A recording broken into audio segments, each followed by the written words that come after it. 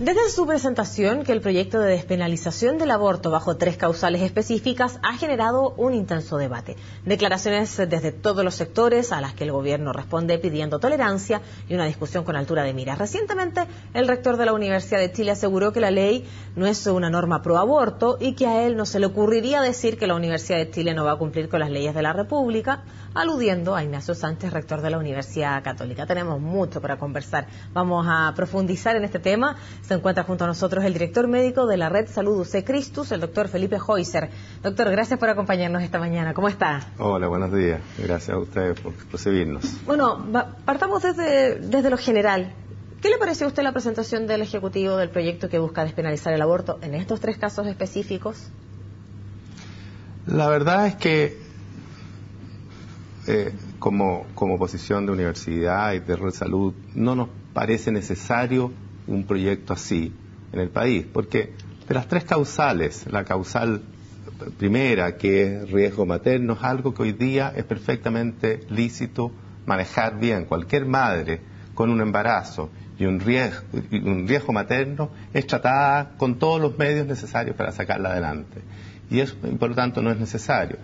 Las otras 2 situaciones son situaciones obviamente dramáticas para una madre, ¿no es cierto?, con un embarazo, con un niño, ¿no es cierto?, con riesgo inminente de muerte al nacer, o, para qué decir, en una situación de violación. Son casos dramáticos. Sin embargo, la interrupción del embarazo y el aborto en particular no es necesariamente la mejor solución para esas madres, sobre todo que además involucra a otro ser que es el más vulnerable de todo en esto, que es el que está en el vientre de esa madre. Doctor, hablemos en específico de la reacción que tuvo el rector de la universidad, el rector Sánchez, cuando habla de esta objeción de conciencia, pero señala que en los centros médicos de la Red Salud no se van a practicar este tipo de intervenciones, de transformarse este proyecto en ley, por supuesto. ¿A usted le parece que la objeción de conciencia tiene que ir de la mano, es individual o tiene que ser una política de la institución? A ver, yo entiendo bien que la objeción de conciencia finalmente es individual, pero también nosotros, los diferentes médicos, profesionales u otros que trabajamos en una determinada institución, cuando entramos a esa institución sabemos qué valores, qué principios esa institución resguarda, cuida, y por lo tanto no... ¿Afirman esa declaración de principios como lo ha dicho el rector? Sí, claro. Y aparece, donde aparece en este caso la imposibilidad de no realizar este tipo de intervenciones. Bueno, por supuesto que hoy día no es ley, pero de ser así. Hay distintos tipos de contratos, cuán detallado sale es variable, pero básicamente siempre se refiere a la declaración de principios, y en la declaración de principios se habla de cuidar la vida desde la concepción hasta la muerte natural. Y un poco en la línea de lo que decía el rector, para nosotros hacer la medicina, y esto incluso viene más allá de la red de salud, tiene que ver básicamente con cuidar la vida, y cuidar la vida de los más vulnerables. ¿Qué más vulnerable que una enfermedad? ¿Qué más vulnerable que un niño en útero? Por lo tanto, esto tiene que ver con lo mismo que como peleamos por un niño con una cardiopatía congénita grave, en que hacemos lo imposible por sacarlo adelante, o con una madre con una hepatitis fulminante, en que hacemos lo imposible por sacar adelante, también a estos otras personas, ¿no es cierto?, como es un feto in útero, como es una madre en una situación difícil, como es un embarazo con un feto no viable o con un niño no viable, o en una situación de violación. En todas ellas vamos a pelear por la vida, por las mejores condiciones de cada una de esas personas. Y en el caso de la inviabilidad fetal, este feto que va a ser, ¿cierto?, al nacer incompatible con la vida, uno entendería que clínicamente ahí ya no hay nada más que hacer. Por lo tanto, en este caso no es decisión de la madre decir en qué momento vamos, ¿cierto?, finalmente a permitir la partida de este ser. Sí, el tema, a ver, yo no creo que sea exclusivamente decisión de la madre. Sin embargo, ahí obviamente hay personas que pueden disentir de esto. Sin embargo, para un niño, ¿no es cierto?, primero, cuando está en esta situación de inviabilidad fetal, obviamente nuestras precisiones diagnósticas hoy día no son tales porque yo personalmente, al ser cardiólogo de niños, me ha tocado mucho y trabajo mucho con diagnósticos prenatal, y cada vez el diagnóstico prenatal es mejor y más preciso. Sin embargo, así todo, esa precisión no es tan exacta, y muchos niños que nosotros... ¿Cuál es el porcentaje de error que pudiera haber eventualmente? Es que va a depender de los tipos de diagnóstico, pero hemos tenido niños que incluso, que en su mayoría mueren en las primeras horas de vida, que después sobreviven 1 o 2 años. La mayoría de ellas terminan muriendo, sí.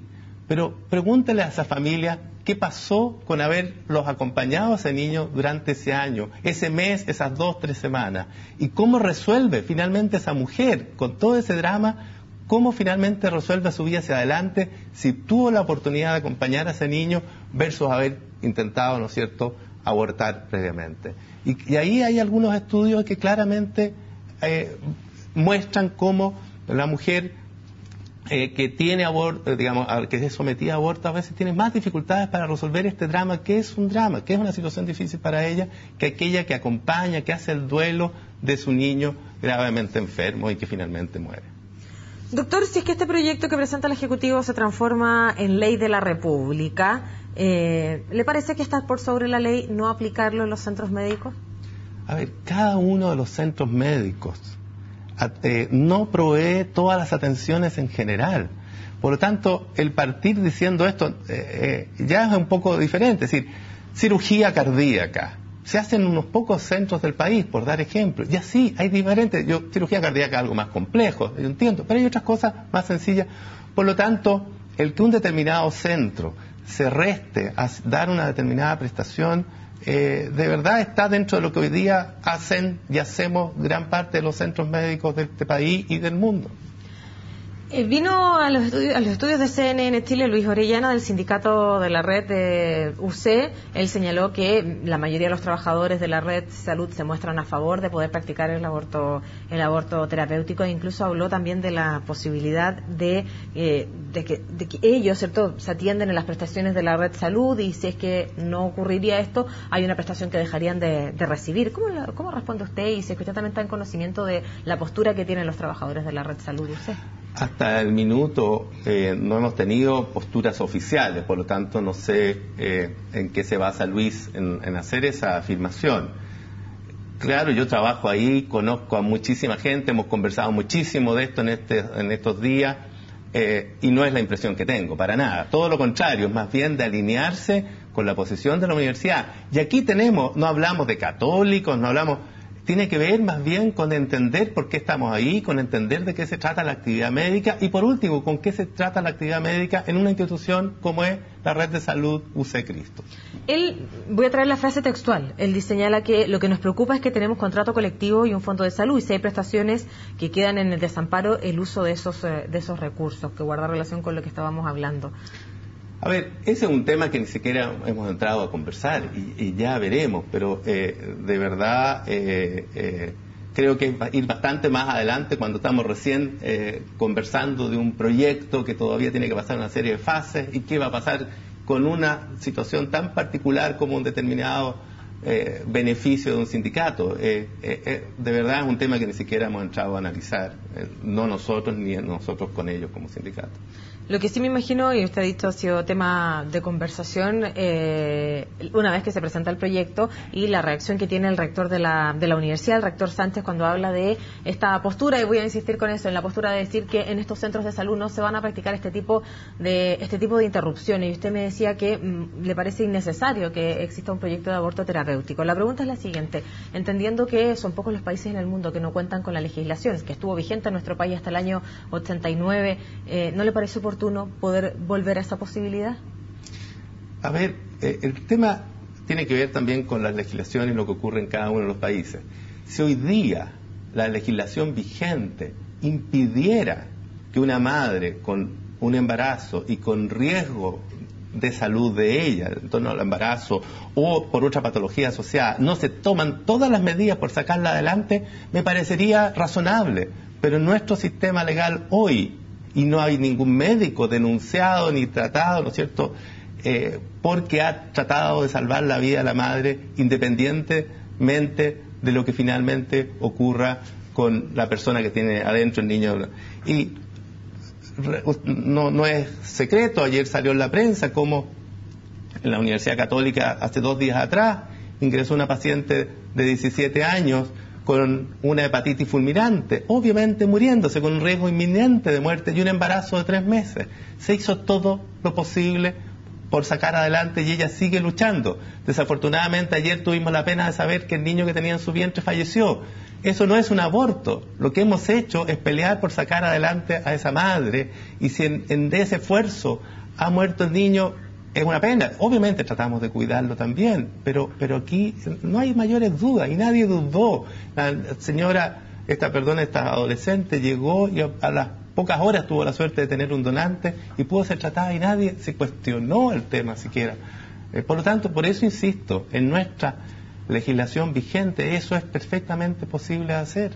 ¿Cómo espera usted que se dé el debate a futuro? Y se lo pregunto porque ayer escuchábamos las declaraciones del diputado de la Democracia Cristiana, Pablo Lorenzini, me imagino que usted también las pudo revisar. Por supuesto que también hay que ser honestos, ahí él después pidió disculpas públicas respecto a sus dichos, pero ¿cómo espera usted que se dé el debate respecto a un tema como este? Y es porque el debate es inminente, ¿no? A ver, yo he sentido, y de nuevo esto va más en lo personal, que el debate ha estado bastante ideologizado y ha costado llevarlo a la altura que un tema tan sensible como este tiene, y caemos en una serie de frases y declaraciones que realmente no contribuyen. Creo que el tema es un tema difícil, se trata de personas en situación de mucha vulnerabilidad, como son las madres en estas condiciones, como son los niños que están gestando esas madres, y por lo tanto merece un mejor diálogo, y espero que así sea, un mejor debate de mejor nivel que el que ha sido más dominante en este periodo. Bien, pues doctor, gracias por acompañarnos esta mañana aquí en CNN Chile, que tenga un buen fin de semana. Te agradezco mucho, gracias. Vamos a una pausa muy breve, no se vayan.